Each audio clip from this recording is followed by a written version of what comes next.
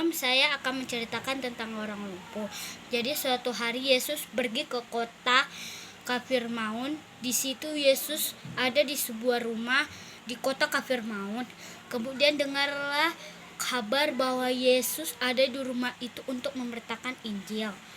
Ada orang lumpuh yang sakit yang tidak bisa bangun hari-harinya hanya di tempat tidur. Kemudian empat saudaranya ini membawa dia ke Yesus untuk bisa bertemu Yesus ke rumah itu. Akhirnya saudaranya ini membawa tilamnya dan tempat tidurnya. Mereka bersama berempat membawa saudaranya sedang sakit ini untuk bisa bertemu dengan Yesus. Akhirnya apa yang terjadi?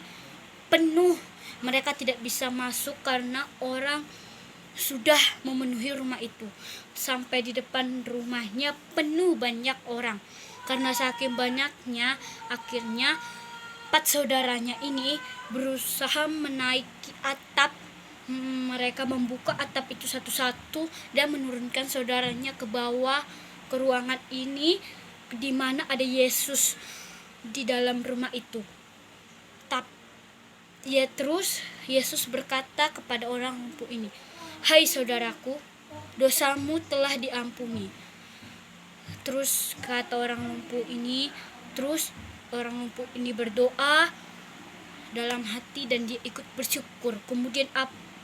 Kemudian Yesus berkata, "Bangunlah dan angkat tempat tidurmu, pergilah pulang ke rumahmu."